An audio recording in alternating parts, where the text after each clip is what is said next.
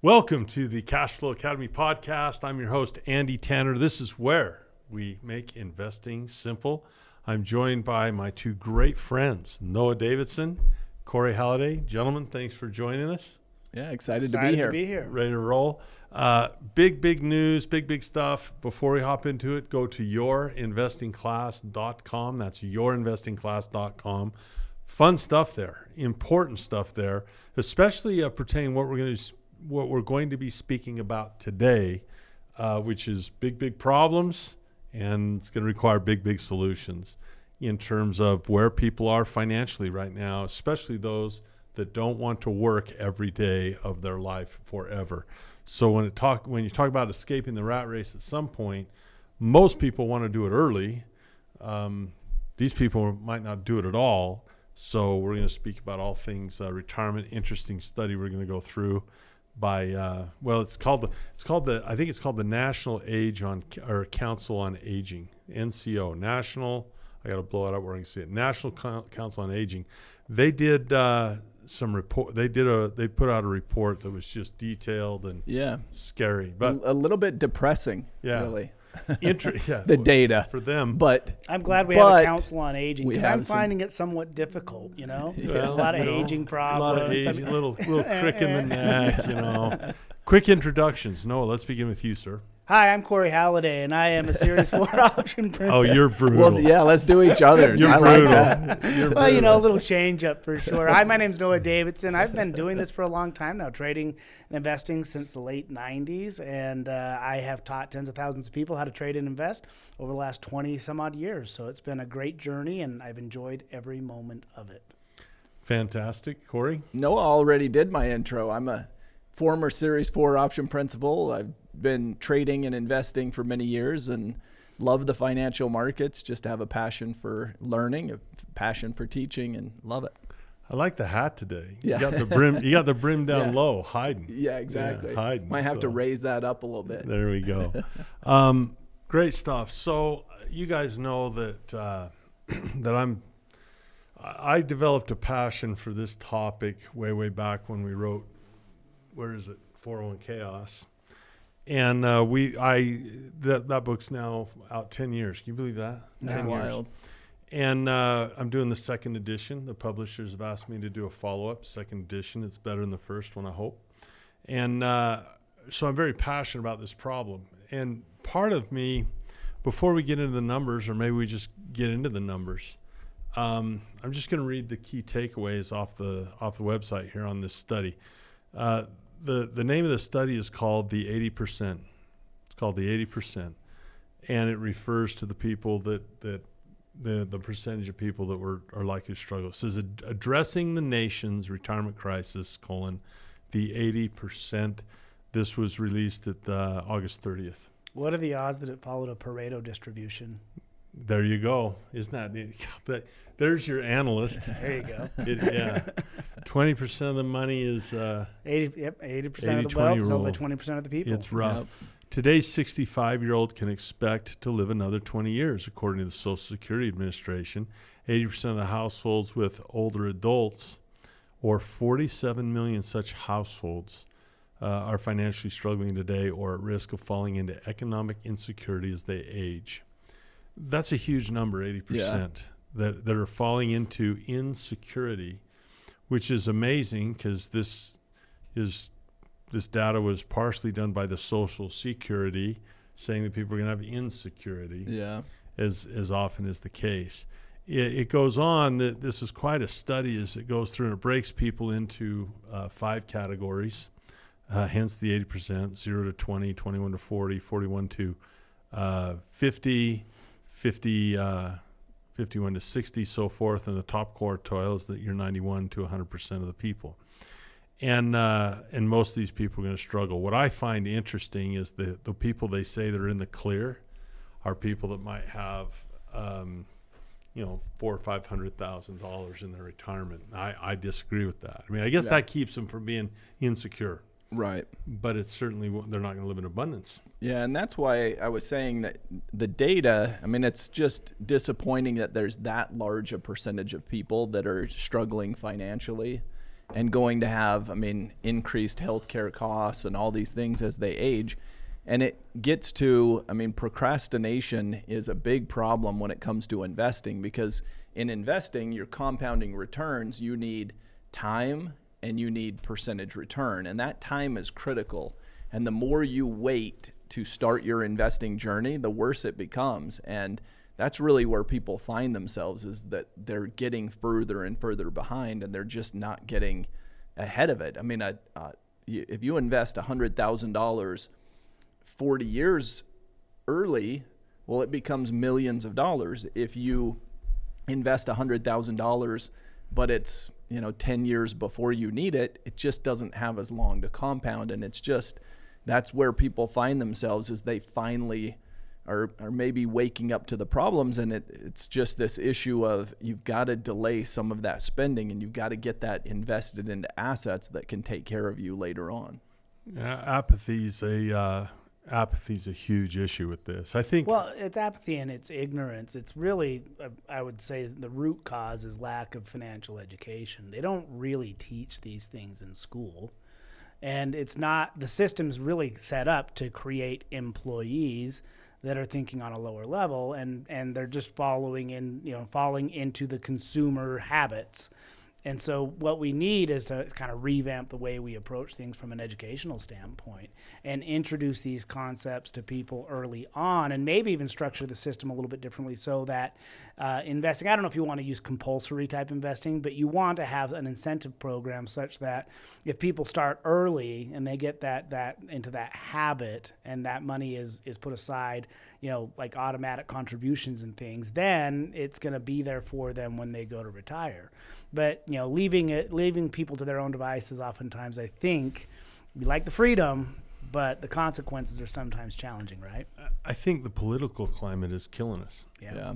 I'll tell you why I think this. I tweeted something to this effect earlier today, is that first of all, the political cycle seems to me different than when I grew up. We started worrying about elections proximate to the election, but now it's almost a 4-year cycle with CNN, MSNBC, and Fox News constantly a barrage against the other side that is daily, hourly, moment by moment.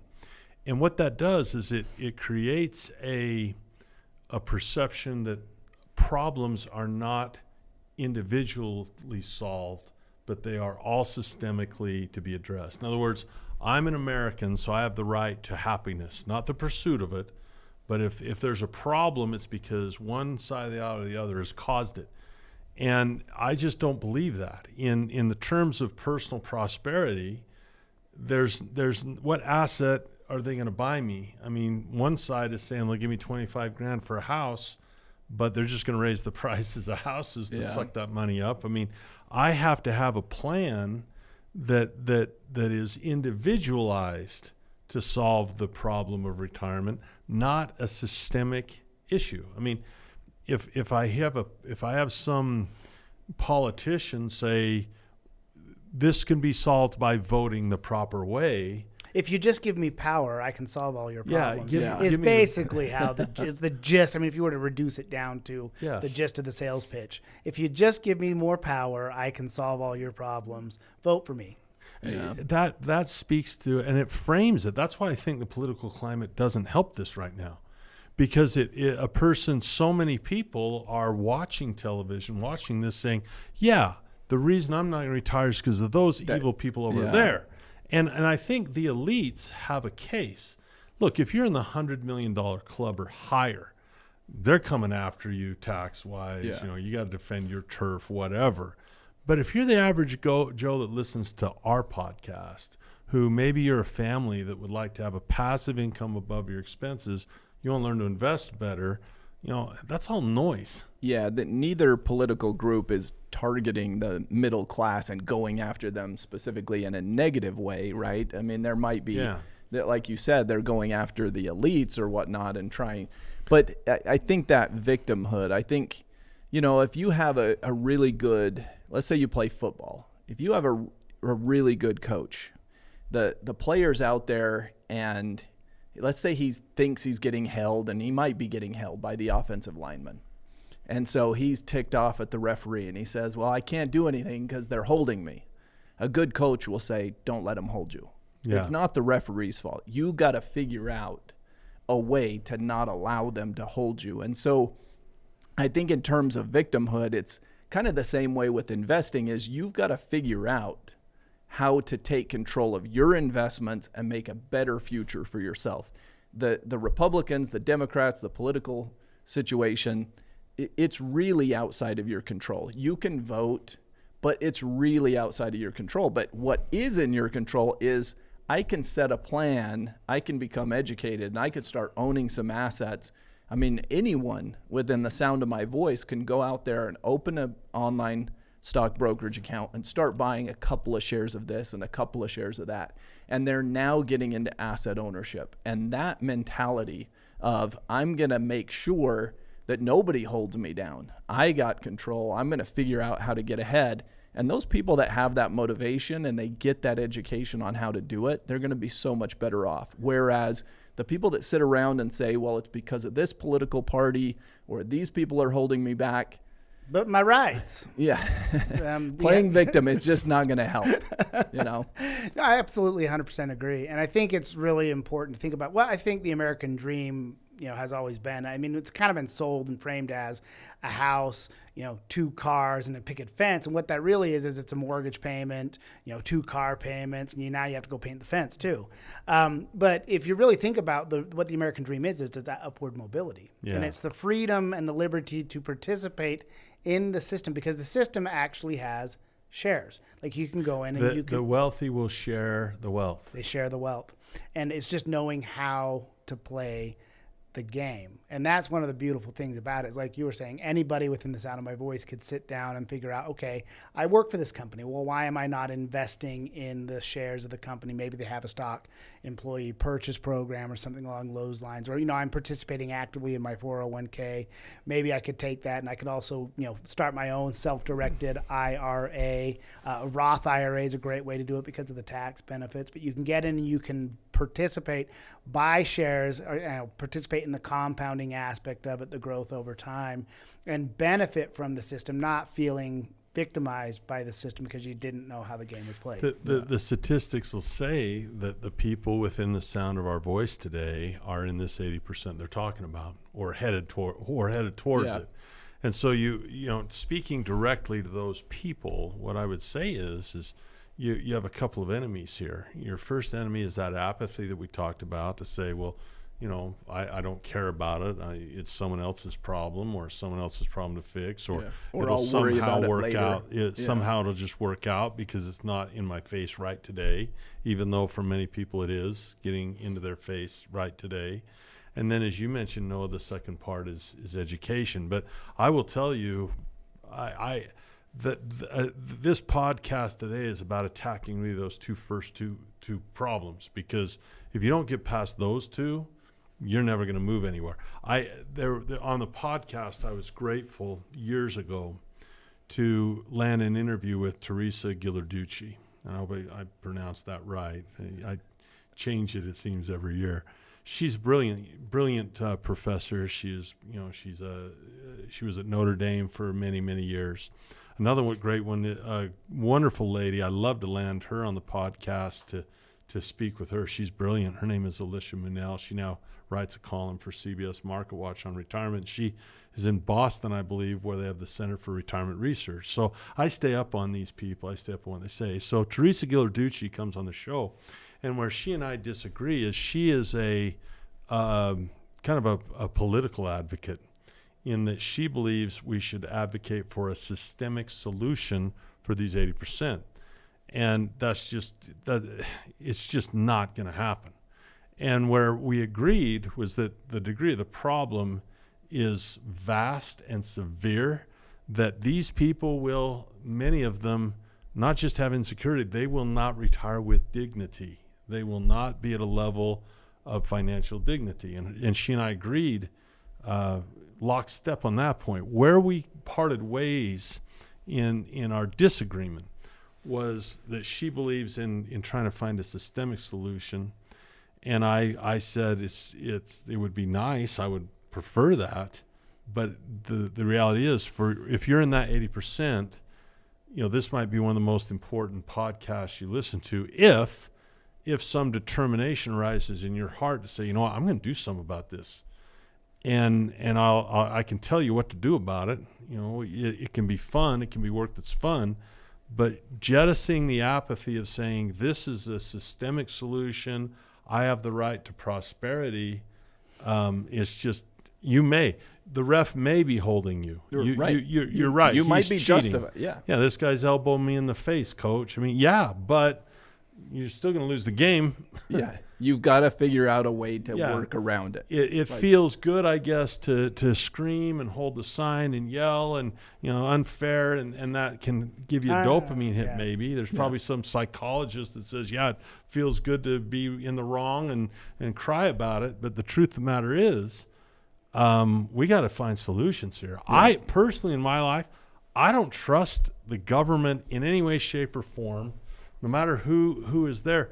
I've been around for 5 decades, I'm working on 6, and I've been through a lot of elections, and none of them have ever purchased an asset for me. None of them have. Yeah. So that's the big deal. Now, let's talk a little bit about let's do our commercial break, and then we'll come back. Okay. So when we come back, we're going to talk about some of the solutions people are looking to do, and I don't think a lot of them are great ones, especially if you want to have a legacy in your life. How their wealth is being swallowed up at a huge rate. We're going to talk about solutions that are false solutions. They're not real solutions. Okay. And then we'll talk about real ones. So stay tuned. And when we come back, we'll talk about what this 80% of people might do individually to fight and to get back in the game. And if they're holding, let's fight back. Yep. So we'll be back in after a little commercial break. 2 and 2. Do you remember the old Chuck Woolery? We'll be back in 2 and 2. 2 and 2. To be here at this live event just brings it all together, and I've just gained so much more confidence just being here. Love the guys, love the program. Best education, not just in stocks, just financial education, hands down. The most phenomenal team of teachers. They are genuine, humble, and full of integrity. They're real, and they absolutely make you feel like that they care. They're going to be there every step of the way, and they're just amazing. That's been my experience with them.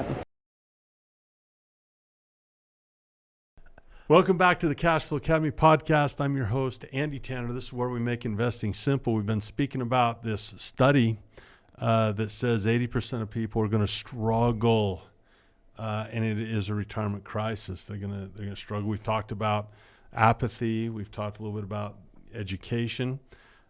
There's some people doing stuff out of desperation, and if a person attacks this in a non-financial, if they can't employ financial education, that's going to impact their decision making. So what are some of the things you guys see people doing where they're trying to tap resources of wealth to where it's an hourglass? One of the things to understand, once you get past apathy and once you get into education, you decide that those enemies of ignorance and apathy are not going to defeat you. What should you learn? I'll start with this. Retirement is a cash flow issue. In other words, cash is flowing out. You cannot deny it. Cash flows out. Noah, you said in the study that you'd seen that 25% of their expenses are going to medical care. Yeah. That's cash flowing out. Food, cash flowing out. Fuel, cash flowing out. So you're trying to address cash leaving a person's system at an accelerated rate with inflation. Well, what do we try to do with this? Well, we tried to solve it with a net worth issue, a net worth solution. That's why 401ks, when they went from pensions, which brought new money each month to answer the new bills that left each month, without blinking don't get me going on this, without blinking a freaking eye, people said, oh, no more pension, 401k? Okay, well, that sounds good. It's a new thing. They did not have the financial education to understand the structural change that now, instead of getting new money for life from a pension, these guys are stuck with a nest egg that is volatile, that is susceptible to every vicissitude of the market, every risk. and they're having to take their nest egg and anything they would have had for legacy, and it's draining. Yeah. It's draining at an accelerated rate. And that's a huge difference. So the old system was, if you think about, you get your paycheck, right? You work at your job, you get a paycheck. So you have the income coming in to cover your expenses. The pension was sort of like that because it was still income coming in. It was, hey, this company's going to continue to pay me a pension month after month after month, and I've got retirement covered. I'm not working anymore, but I still have that income. With the 401k, the old, or IRA, or whatever your retirement savings are, the old rule of thumb is 4%. That's what the financial market experts have said. Well, you drain your assets down by 4% per year, and that should keep you on a sustainable path if you have a big enough nest egg. And so what that means is that, again, to your problem, it's an hourglass, right? That 4% is depending on either growth or cash flow of 4% to answer expenses. Yeah. And that's a dangerous dogma. It is. When these guys say, well, you pull 4% out. Do the freaking math on that. Look, let's say that a person wants to live on 80 grand a year, which is not a lot of money. Yeah. I mean, that's, I don't 80 think, grand today it's going to require a lot more than that in the future. But so the average, there's another study that I look that comes out every year called How America Saves. We should do a podcast on it, from Vanguard. That's a big sampling. Yeah. There's $11 trillion in these types of contribution plans. Vanguard's got probably around a little shy of 2 trillion of it. So it's a very good sample. Oh yeah. And you're looking at 80 grand is where The people average. are at, is a medium. And 80 taking grand. out 4% That's a of year. 80 grand. I mean, if your average that's person has 80 $300 a grand, month. yeah, your That's average $300 person has a month. 80 grand, and you're taking out 4% of that to live off of. It's nothing. I mean, it's not well, covering I mean, much. we could do. It's I not think covering your healthcare I'll bills. do the math right now. You know, so if you go $80,000 and you take 4% of that. 4% of that, that's 3,200 $3,200 divided by 12. divided by 12. You're $266 a month. Yeah, I mean that's $266. that's not even covering most people's HOA at their I filled condo. up in I filled up in gas today for $100. You know, Yeah. $100. $266. You got Half of gas it's gone. money. Yeah, You got gas money, people. So when she says, you know, when they say these guys will be in financial hardship, they're not screwing around. oh yeah. They're not screwing around. And so the solution, of course, is we need to figure out how to first get the asset group bigger. I mean, we've got to have more than $80,000 at retirement. So we've got to own assets. We got to own them earlier. We got to start building. But B, and maybe most important, we've got to learn how to cash flow those assets. I mean, that to me is the huge solution here, because if I don't have to sell my assets, I know how to generate income off of the assets. Now it's not an hourglass. So now the dividends that are coming in, the covered call income, the selling of options, now all of a sudden I'm creating my own income stream. So I'm not reliant upon anyone else. I've got a means of generating income, and it doesn't require much time. It just requires knowledge. It would to be be able to so. do that. It would be so interesting to learn how to compound your money multiple times. You know, I'm not a real estate expert. Think about this. Maybe it was like the third or fourth property my wife and I went after, because we'd done a few. But I want to say this is probably 17 years ago. It's the third or fourth property we went after. And I want to say that it was about $135,000. It was a little home, whatever. And so you buy that for $135,000, and you put some renters in there that pay the rent. And we haven't raised their rent in 17 years. We haven't. That's because you're a because good I'm guy, No, it's not 'cause a. I'm a freaking softie. That's Yeah. what it is. But we haven't raised their rent. So, you know, I've got friends on Facebook that say capitalists are idiots and stuff. I haven't raised their rent. I haven't had to. Why? Well, I financed it, and I had a fixed payment. Yeah. And so it was able to cash flow, and so there you go. So that shows how bad of a real estate investor I am.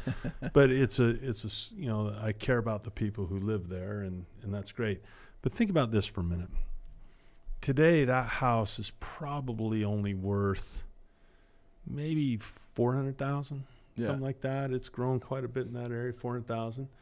But think about that for a minute. I mean, someday I'll raise that rent, right? It's Yeah. a sweet, sweet elderly woman that lives there. That's why I won't raise it.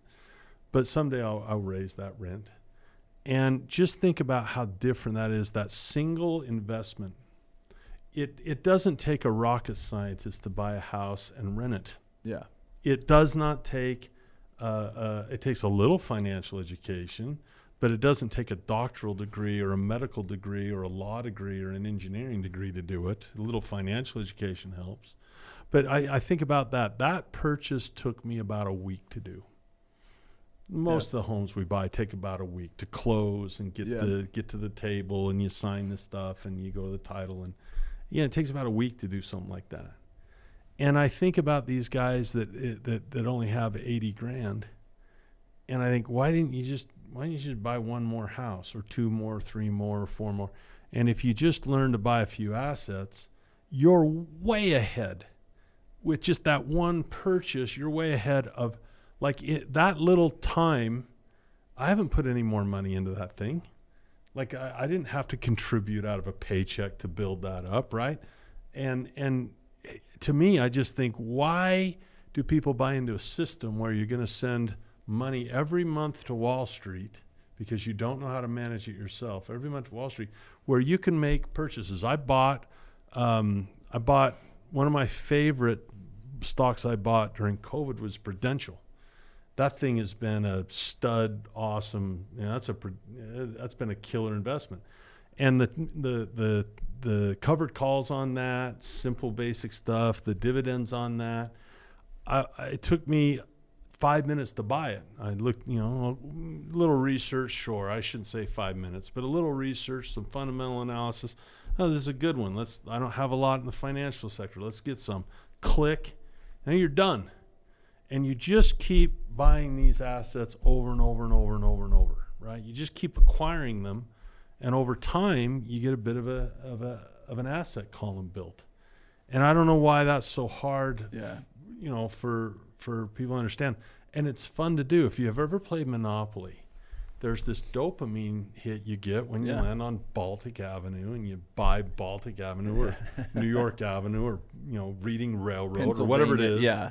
You land on that thing and you're like, this is cool. I have an asset now. So this is actually work. And the that's rule fun of to thumb, do. the rule of thumb with Monopoly is you buy everything you land on. Yeah. Right. And that's really, I think, the mentality that people should have when it comes to investing is we want to buy everything. Like, I want to own as many assets as I possibly can. To your point, I mean, obviously you didn't buy all of your stocks at the perfect spot, but let's just use the S&P 500 as an example. If you go back, I mean, it's up 10 times from the 08 lows. So if you put $500, well, let's say a bigger number. Let's say you put, $100,000 in, it's now up to $1 million in value. Well, in terms of buying, if you had put, let's say $10,000 in NVIDIA, it's become hundreds of thousands or millions of dollars. Even if you put $500, and that's where stocks come in, is you don't have to buy the perfect stock, but it's really getting you in that mindset of asset ownership. And it's the easiest, I think, simplest way for anyone to get involved, because people to invest in real estate, well, they might have to be approved for the loan. They might have need X amount of money for a down payment. With stocks, I mean, I think anybody within the sound of my voice can get involved and can start buying some assets. And might you be the one to figure out that NVIDIA is going to be that can happen to you. But the only way it's going to happen is if you get involved and you start buying some things. And you're going to have some studs and you're going to have some duds, right? And you're going to have a portfolio that isn't perfect. And this is what I love about Warren Buffett, is he always talks about his mistakes. This is a guy that has made billions and billions of dollars. And he talks about, well, we invested in this and this was a mistake. And when we bought out this company, we issued Berkshire shares instead of paying in cash. And that was a mistake because it would have, and things like that, where he'll talk about little mistakes. This is a guy that's making billions and billions of dollars. you can do that too. You can make mistakes and continue to see your net worth climb, because not every stock's going to be perfect, but man, it can make a difference. But what drives me nuts, guys, is the 401k system.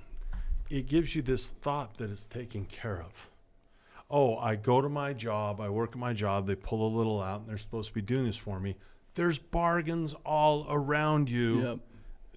It's almost like people say, well, this amount of money goes there, but the rest of it I can go spend.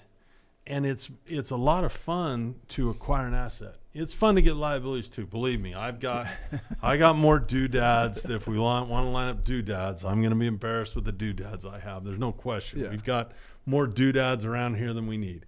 But the fact of the matter is, we're looking. We're on a hair trigger. We're looking. We're always looking at the market. Poor Noah in the Mentor Club. Noah hates me. Tell her, if you're not in the Mentor Club, tell him what happens when I'm in Mentor Club. I should stay out of there. Oh, that went down really far. We should buy that.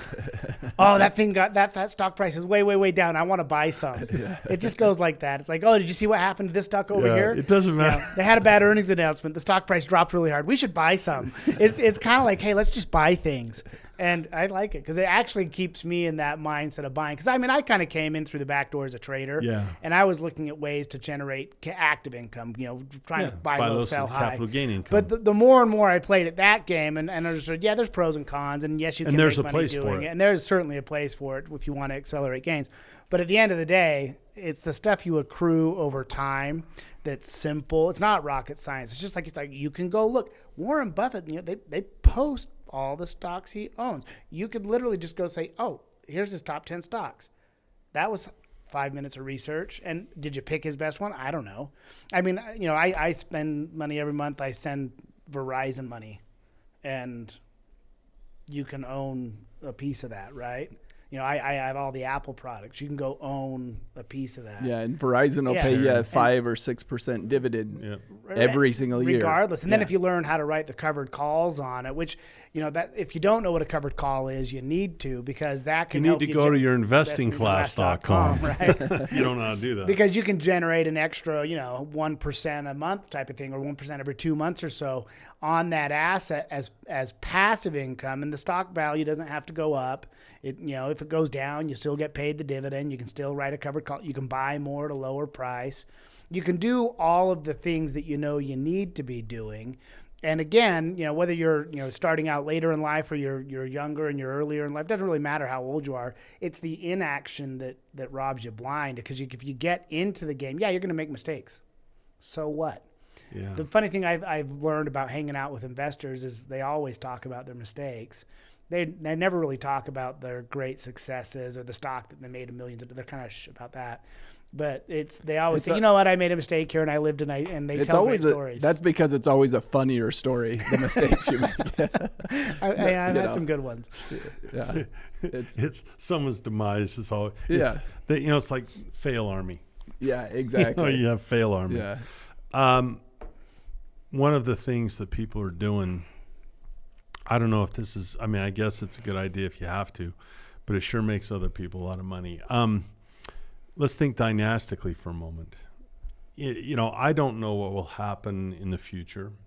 I've had so many businesses go up and down, assets go up and down. I don't know where I'll wind up, but I'll tell you this. I care about my kids, and I love the idea of dynastic education, meaning you have a dynasty of financial education where I had a great grandfather who came to the United States in the 1800s from Germany, and he was rather well known in the local circles in my home state. People would know who he is if I dropped his name, and he had a lot of quotes on integrity. He'd say things like, what does it mean to keep your word? He'd say, well, stand me on the floor, draw a chalk line around me. I'll give my word not to leave it. Now I die in the circle. I have to die first. That's what the word is. You're bound by your word. So my father, just a great soul, instilled that in us kids is, that's your family name. And you never want to go outside that family name. So I love the idea of a dynastic culture within your family and within your children, to instill certain things in there. You know, for my dad, that was a big one. For my kids, hopefully that's added upon by caring about generational wealth. In other words, we have an opportunity to take care of our family beyond the grave. We have a stewardship of a family trust that is dynastic, that you know, great-great-grandpa started, or great-great-great-great-grandpa started. You have this beautiful dynastic opportunity to say, hey, we're all in this together as a family, learn these skills, keep it going. If you're a tanner, you need to know about money, you know, hopefully. Yeah. And you got the idiot me who started this idea, and hopefully they say, you know, we're so much smarter than he is as we've gotten through the generations. And then they get to tell the So- funny stories about grandpa's mistakes. Yeah, there's plenty of those in his idiot. But here's the thing. I don't like the idea of enriching the reverse mortgage industry. Yeah. I don't like the idea of someone coming to the close of their life. They worked so hard to get that home, worked so hard to pay it off, and now they're going to reverse mortgage, and that asset is going to drain and drain and drain and drain like an hourglass, and that's not something they can give. I mean, people are doing this. Why? Because they don't know what else to do. Necessity, right? Yeah, it's total necessity. It's not something they want to do. It's something That's they a feel. pawn shop. Yeah, they feel backed into a corner, and they don't have a lot of options financially, and that's It's one of the few assets they have. And I did see a Yeah. statistic recently where 38% of homes are now owned outright, which is probably one of the only highlight statistics we have. Is a lot of people in that generation that were able to get on the property ladder do own their home, and they've got their mortgage, you know, paid down or paid off, or maybe they've refinanced here and there and they have a low payment, but they have equity in that. And so that's an They tap the that's an equity in their untapped home. resource. Now imagine if you could tap into the equity and then invest it in a cash flowing asset, or use that equity to I've get done that. Yeah. So in that's, fact, I mentioned that home before. They were in dire straits. The home was going to be taken over by the bank, and so it was really a friend of mine called me. It was an effort to save the home and keep this sweet couple, you know, in their house. And so I just went back then. You know, I had a home equity line on my house that was empty. I just pulled it out, bought that house with that equity, and now it was safe. Waited for a bit, refinanced it, and boom, off you go. So Yep. that's a better use of equity to acquire a new one, and then refi it on something that can be paid. I mean, that's not rocket science to do that. yeah. I don't like the idea of the reverse mortgage, and I don't like the idea of the depleting, selling off pieces of the goose instead of the eggs. Yeah, and that's the thing is, it's out of necessity that whole industry, the whole idea of reverse mortgage was basically we can take over somebody's asset, and On the other side of the deal. Yeah, it's kind of they're almost I mean, I wouldn't say they're taking advantage because this person has agreed to it and whatnot, they're but helping but in it a way. feels and they're helping them because they don't have a lot of options. But boy, I'd sure like to see people not be backed into that corner. And so, how are you going to avoid those circumstances? So anybody that's listening that says, "Well, that could be me in the future," start buying some assets, start learning cash flow strategies, start by going to yourinvestingclass.com. Do something to basically learn how to buy some assets and get ahead of the game. I mean, And don't let the fear get you. You know, I think Yeah. part of the apathy is, well, I don't want to address it right now. And it's so exciting to solve a problem. You know, it was really a great Sunday for us. You know, my wife and I had that meeting every day at 11 o'clock. And it just feels so good to be together as a couple. And it feels so good to look at where we are and to have a plan of where we're going and say, this is what we're going to do. And people, I think they miss the opportunity to do that. You ever get that feeling when you clean out your garage and it's nice and clean, Yeah. spick and span and stuff? You can do that every week with your money. You can do that every single week. And it can be a big blessing in your life if you do. I will finish with this, and you guys can both comment on it. I think that there's there's a right and a left punch here, a really good combination punch. Learn about compounding and learn about leverage. And people are afraid of leverage. They should be afraid of compounding. The reason I think people should be afraid of compounding is our interest on the national debt in my home country, the United States, is now $1 trillion this year. Okay, that means that over the next 10 years, it'll be above $12 trillion we're paying for interest.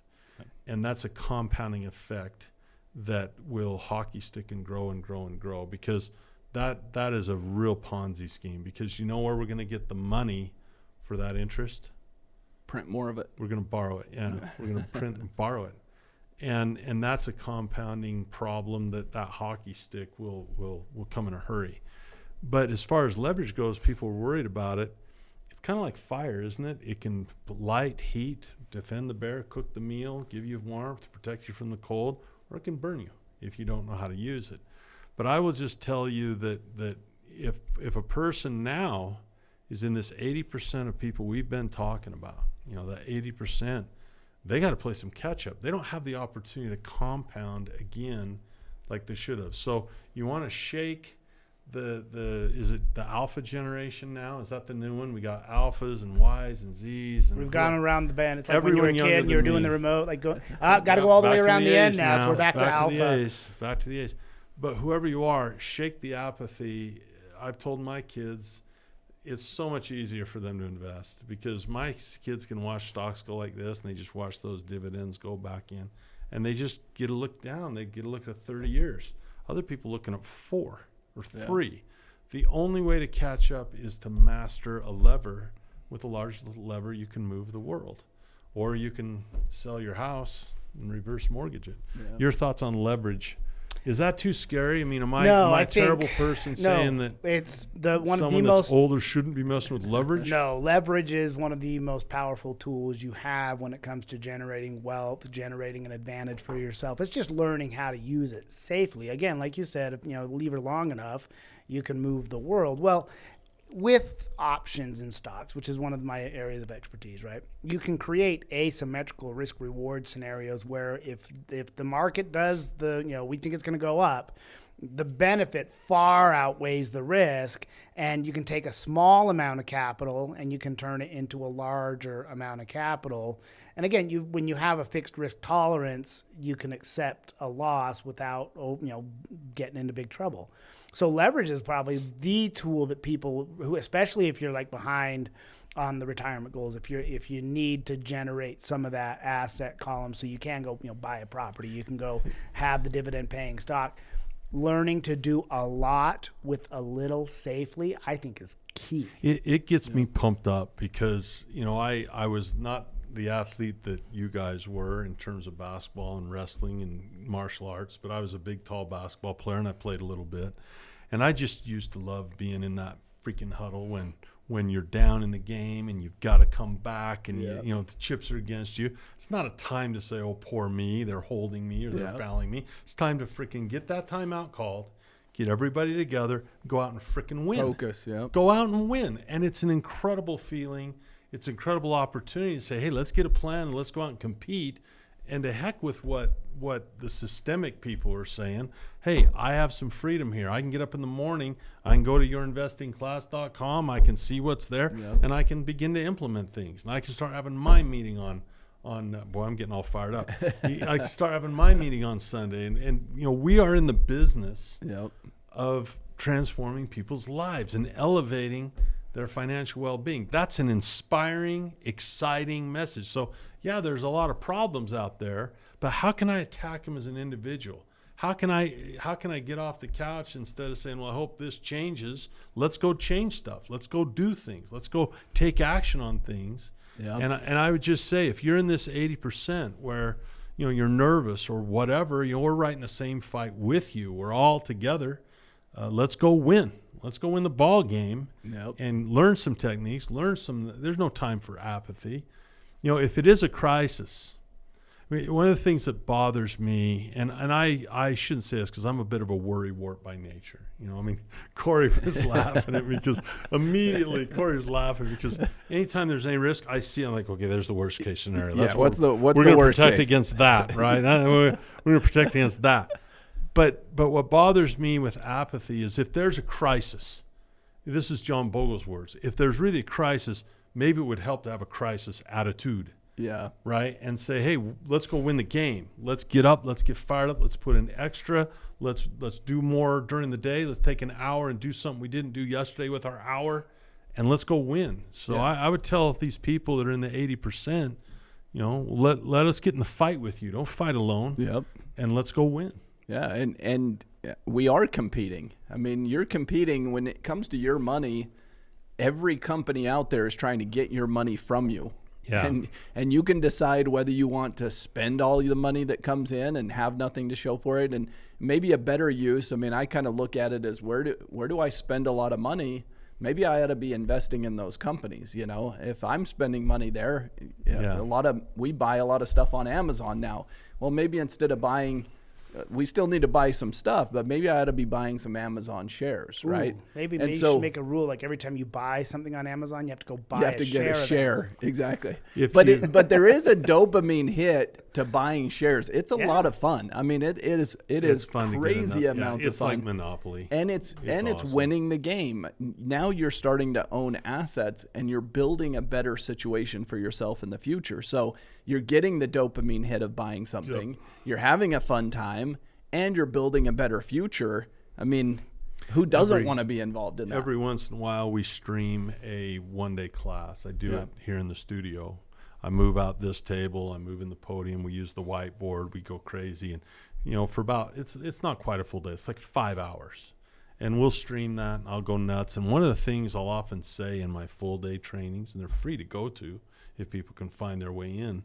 But one of the things I say is exactly what you said. I go, if you have the confidence to buy, have the confidence to sell. Because if I go to Costco and I pull, I buy some Heinz ketchup, whatever.